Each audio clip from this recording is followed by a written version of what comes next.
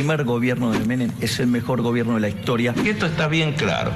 Aquí los que quieran tener éxito tienen que competir. ¿A vos te has acordado a Menem, a ese Menem, el de los 89, 90, 91? Claro, pues tiene mucho componente de outsider. De mil amores lo haría. Pero ¿de dónde saco los recursos? Cavallo, para mí, desde mi punto de vista, fue el mejor economista de la historia argentina. Y el mejor gobierno de la historia argentina fue el primer gobierno de Carlos Menem. Las reformas que hizo durante los 90 fueron verdaderamente formidables. Estamos en el baile, estamos en el ojo de la tormenta. Son los Para llevar a cabo su plan, el presidente solicita poderes especiales al Parlamento. ¿Tiene cosas del primer Menem? Yo creo que tiene cosas de Menem. Milei tiene cosas de Menem. Pero por supuesto, porque él ha conseguido, como Menem, él consiguió una forma de comunicarse con la sociedad por encima de las estructuras políticas. O sea, bypassó las estructuras políticas y habla directamente con la gente. ¿Te acordás de Carlos Corach? Sí, claro. Bueno, ¿qué hacía toda la mañana cuando...? Él hablaba con los medios y transmitía, y yo lo voy a hacer. ¿Y es cierto que le vieron algún parecido a Menem, en el sentido de ser alguien muy pragmático al final del día? No, yo lo que creo que en su lógica está la misma lógica que tuvo el menemismo.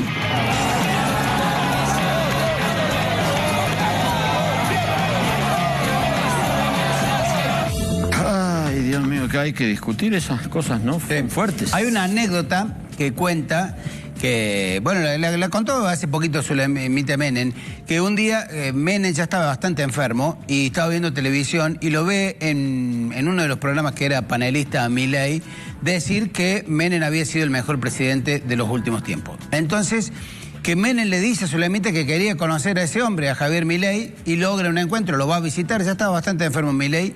Menem. Entonces Menem le dice a Milei, vas a llegar a ser presidente vos. Y él le dice, no, a mí no me interesa la política, todavía no estaba ni especulando con la posibilidad de ser diputado nacional. Y bueno, Sulemita lo recordó, y es más, le recordó ahora cuando designaron a su primo Martín Menem como presidente de la Cámara de Diputados. Claro. Sí. Ahora, yo te digo, como figura política, ¿no? ¿A quién otro puede elogiar, digamos, en el pasado reciente Milei? Y es lo más parecido. Sí. Pero no, es que digo, no lo podría elogiar a Macri. Sí, pero Macri no fue un dechado de éxitos precisamente. Sí. En vez, Menem, por lo menos marcó una época de estabilidad en la Argentina, con un liderazgo también de un ministro de Economía. Sí, es una discusión. Te guste o no te guste, la Argentina vivió durante muchos años, después sí se desmadró todo, pero vivió una década sin inflación. Sí, bueno, pero la inflación no es todo lo que hay en un país. En la economía no es todo, hay un montón de otras cosas. Bueno, pero está en línea Carlos Rucauf. Carlos Rucauf fue vicepresidente de Carlos Menem en uno de los periodos. Está en línea. ¿Cómo le va, doctor Rucauf? ¿Qué dice usted? ¿Qué tal? Buenas noches. Bueno, está reivindicando el gobierno del que usted formó parte, ahora parece ser.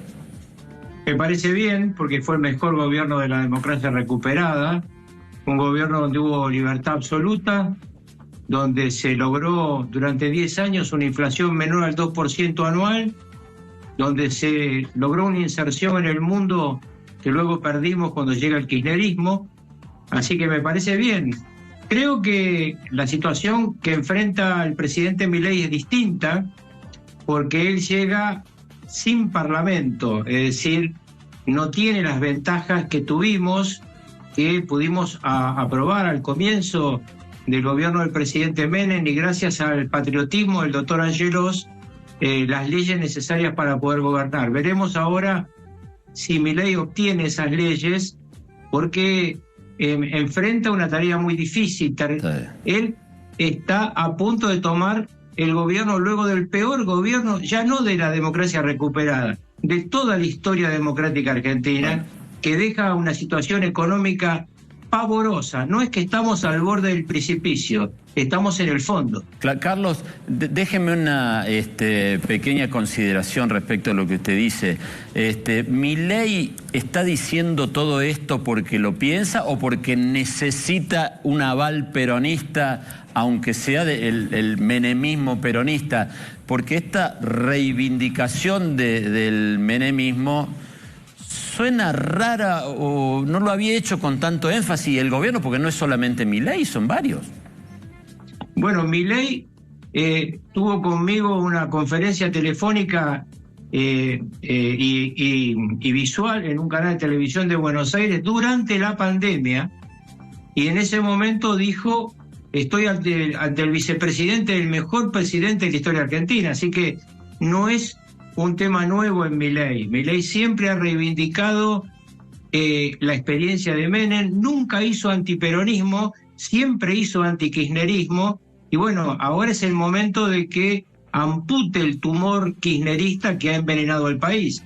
Esperemos que lo pueda lograr y que lo haga con el menor dolor posible, porque lo que le deja, insisto, es terrible. Es el triple del gasto público que dejamos con Carlos Menem en 1999, y la convertibilidad entró en crisis en la época de la Rúa porque no bajamos suficiente el gasto público. Así que imagínese, si hoy a valor moneda constante tenemos el triple de aquel gasto público, lo difícil que va a ser la tarea del presidente Milei. Ahora, doctor, a ver, sin entrar a discutir sobre el gobierno de Menem, porque no era nuestra intención al llamarlo, discutir sobre si Menem fue mejor o peor presidente, o buen presidente, o lo que fuere.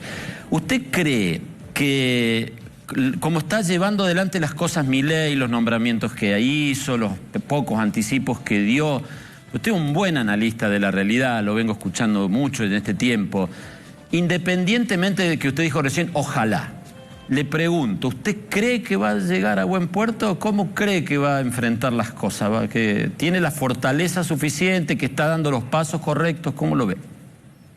Bueno, primero el ojalá es para cualquier presidente que asuma los destinos de mi patria, porque asuma Macri, asuma Alberto Fernández o asuma Milei, yo quiero que al presidente le vaya bien, porque si al presidente le va mal, nos va mal a todos. Explico que el camino es difícil porque sé de la complejidad económica con la que este hombre se encuentra y de la orfandad parlamentaria que tiene. En consecuencia, no es fácil sacar las leyes que se propone. Yo no hubiera propuesto hacer una ley ómnibus, porque las leyes ómnibus en el Parlamento son mucho más fáciles de trabar. ¿Por qué? Porque como usted manda, supóngase, una ley de carácter penal, la ley va a la Comisión de Asuntos Penales y a lo sumo a Legislación General. Si usted manda una ley ómnibus, va a 10 comisiones, con lo cual el tiempo de debate de esa ley ómnibus es larguísimo, y yo no creo que una ley ómnibus termine siendo aprobada durante el periodo extraordinario. Parémonos en ese concepto, Rucaus, de la orfandad parlamentaria. No sé si la situación es comparable con la que tuvo Macri cuando empezó a gobernar, pero a ver, para usted, ¿dónde se debería recostar Milei para, digamos, reforzar o, digamos, tener una mejor situación parlamentaria? ¿En los gobernadores radicales o de Juntos por el Cambio, o empezar a tejer, como me parece que está ocurriendo ahora, con el peronismo no kirchnerista? Bueno, ninguna de las hipótesis que se están hablando ahora le alcanza, porque estamos hablando de obtener leyes que, aún en aquellos que puedan ser aliados coyunturales, va a tener diferencias. Una ley ómnibus abarca tantos temas que siempre se va a encontrar usted con un conjunto de diputados o de senadores que no la van a acompañar. El tema más importante que tiene, en mi opinión, que hacer Milei es recostarse en sus votantes.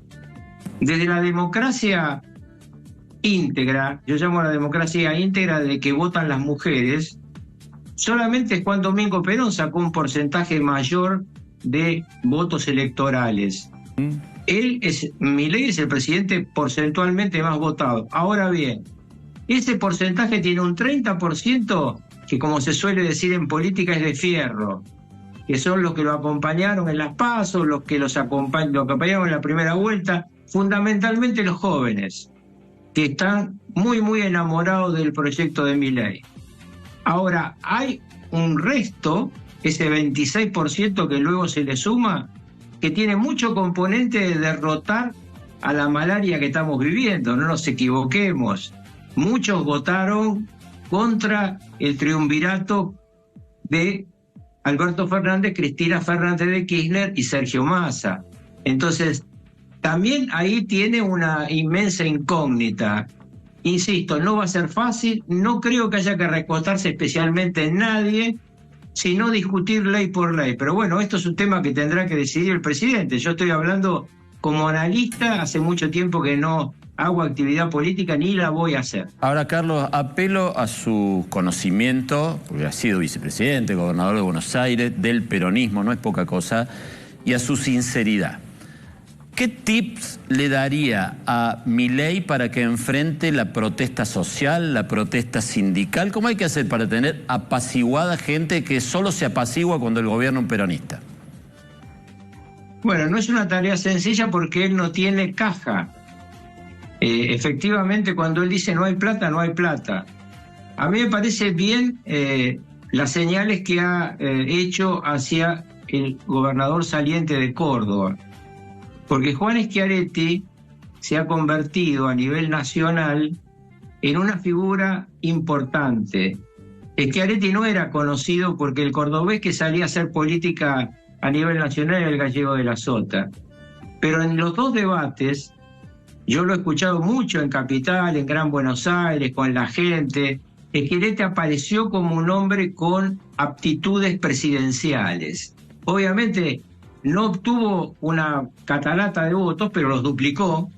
No obtuvo una catarata de votos porque uno vota a los que cree que pueden llegar, porque también hay un voto a favor de alguien para impedir que llegue otro. Así que ahí tiene una persona sobre la que aconsejarse, y me parece que va a encontrar una resistencia muy fuerte en lo que yo llamo el peron-kirchnerismo, es decir, en la tropa de Cristina Kirchner, que sigue siendo una persona con poder. Yo cada vez que me dicen que Cristina Kirchner murió, digo, recuerden aquella frase de André Malraux, los viejos generales no se mueren, se disuelven en el tiempo. Ella va a seguir conduciendo el sector parlamentario que le responde, que no es un sector diminuto, es un sector muy significativo, porque se preocupó de colocar diputados y senadores nacionales en las listas, presintiendo que Massa perdía. Bueno, Carlos, muchas gracias. Seguiremos conversando. Veremos a ver cómo define Milei el domingo las principales líneas de gobierno. Bueno. Tengan muy buenas noches. Un saludo a todos los cordobeses. Gracias. Que le vaya muy bien. Adiós. Bueno, hoy hace instantes habló el ministro de Economía, el futuro ministro de Economía designado. Luis Toto Caputo. Luis Toto Caputo, y dijo que Federico, le preguntaron sobre el tema del dólar, de lo que dijo Franco, dijo, no quiso opinar sobre eso, pero sí dijo que va a estar Federico Sturzenegger en el equipo. Sí, que tiene prácticamente todos los casilleros completos, ¿no? Hay algunos que no se saben, pero públicamente dijo eso, ¿no? Que ya tiene todo su equipo. Y sería al frente de la AFIP, no confirmado todavía, pero iría Florencia Misray, una economista, entiendo que contadora pública del estudio de Litvin y Asociados. Perdónenme, tengo una cosa medio atragantada con el tema del menemismo, del gobierno de Menem. O sea, en el 1995, ese primer gobierno de Menem, al que Milei considera el mejor gobierno de la historia, o dijo en ese momento, habrá que ver, piensa ahora, explotó la fábrica militar de Río Tercero. Finales del primer gobierno. Bueno, pero en el primer gobierno. Sí, primer gobierno. En el mejor gobierno de la historia. Okay. Explotó la fábrica militar de Río Tercero. Se comprobó luego que la habían hecho explotar a propósito para ocultar el faltante de armamento que se había vendido de manera ilegal a países que estaban en guerra, como Croacia y Ecuador. Causa en la cual que estaban embargados.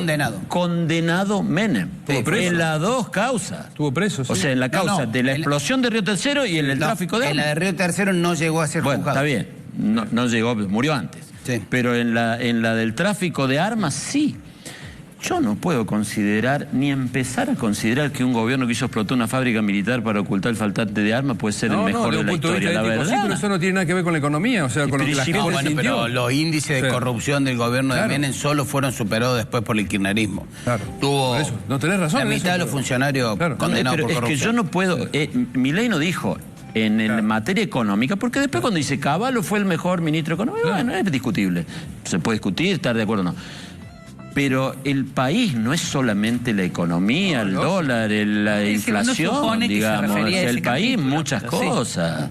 Entre otras cosas, la ética, decir la ética. La ética es importantísima. No, es muy importante, pero esa corrupción que vos señalás es medio como transversal en la historia reciente en la Argentina. No, porque te hayan hecho explotar una fábrica militar, no hay. Si querés empezamos con Alfonsín. No, Alfonsín, nada que ver. Bueno. No, pero Alfonsín no tuvo ni un funcionario pollo podrido de Mazorín fue. Y el banco hipotecario, algunos créditos que le dan a los amigos. Pero hacer explotar una fábrica militar. Por eso es muy pesado. Y Alfonsín no tuvo una sola causa penal, el resto de los presidentes sí. Alberto Fernández se va ahí también sin ninguna causa. Bueno, salvo la otra que no fue. No, sí, Alberto Fernández fue con... pero no... La fiesta de Fabiola fue un delito penal. Llegó a un acuerdo con la justicia. Llegó a un acuerdo, pero fue... Y el asesinato admitió el delito. También, ¿no? O sea, hay de todo. Bueno, para tapar el pacto con Irán. Repasamos respecto al gabinete y esta cuestión de la comparación de los funcionarios en los cuales se referencia Milei y su comparación con el gobierno de Menem. Algunos de los funcionarios que están dando vuelta que ya fueron. En el caso de Guillermo Franco aparece... En realidad Franco no fue funcionario del gobierno de Menem. Él había sido sí funcionario en los 70, tanto en el gobierno de Levingston como el de María Estela Martínez Perón, un cargo menor. Había estado con Manrique en la recuperación democrática y era allegado a Domingo Cavallo, pero no funcionario en el gobierno de Menem. Ahora está designado como ministro del Interior. Obviamente era uno de los hombres de consulta para la negociación política que entablaba Cavallo. Por eso Franco se referencia siempre en lo que ocurrió en aquella época en que Menem y Cavallo eran los hombres fuertes de la Argentina. Otro de los funcionarios es que está mencionado como posible procurador del Tesoro. Todavía no está designado, un área clave. Fue miembro de la Corte y ministro de Justicia, muy polémico, muy controvertido, Rodolfo Barra, uno de los arquitectos, junto con Rodolfo Dromi, de todo el andamiaje legal que implicaron las privatizaciones en la Argentina. Dromi también es hombre de consulta de Milei, pero no aparece por ahora como funcionario. Son gente obviamente grande. Estamos hablando de un gobierno que pasó hace 30 años. Todos sus funcionarios ya tienen más de 60, 70 años. En el caso del cordobés Osvaldo Giordano, venía trabajando en la Fundación Mediterráneo con Cavallo y tuvo muchos cargos. A lo largo del largo periodo que tuvo Cavallo como ministro de Economía, ocupó de distintas direcciones, secretarías, subsecretarías, y ahora está designado como titular del ANSES. Otro de los funcionarios es Daniel Scioli, que todo parece indicar que va a continuar como embajador en Brasil, así lo hicieron saber. Fue secretario de Turismo de vicepresidente de la Nación. Y fue vicepresidente de Kirchner. Ah, bueno, sí, está bien. Ah, tenés razón. Sí, fue vicepresidente de Kirchner. Bueno, pero lo llevó a la política. Lo llevó a la política Menem. Es uno de los que Menem trajo del mundo del deporte, del arte, de la farándula, para llevarlo a la política. Y Franco sí fue funcionario de Scioli, estuvo en el Vapro. Sí, Franco sí fue funcionario de Scioli. Che, Scioli es una avis interesante, ¿eh? Sí. Lo llevó a la política Menem. Sí. Estuvo con Duhalde. Estuvo con Kirchner y ahora va a estar con Milei. Claro. Sí. Otro y con Alberto también te está tragando. No, sí. Y casi fue candidato a presidente de nuevo. Bueno, y finalmente nos queda Eduardo Rodríguez Chirilo, que es prácticamente designado como secretario de Energía de la Nación. Fue asesor en el área de energía en la gestión de Domingo Cavallo en el gobierno de Menem. Algunos de los funcionarios, insistimos, que pueden llegar a ocupar un cargo de Milei y que ya tuvieron un rol importante en el gobierno de Menem. Muy bien. Bueno, muy bien. Agustín. Vamos al deporte. Vamos a hablar de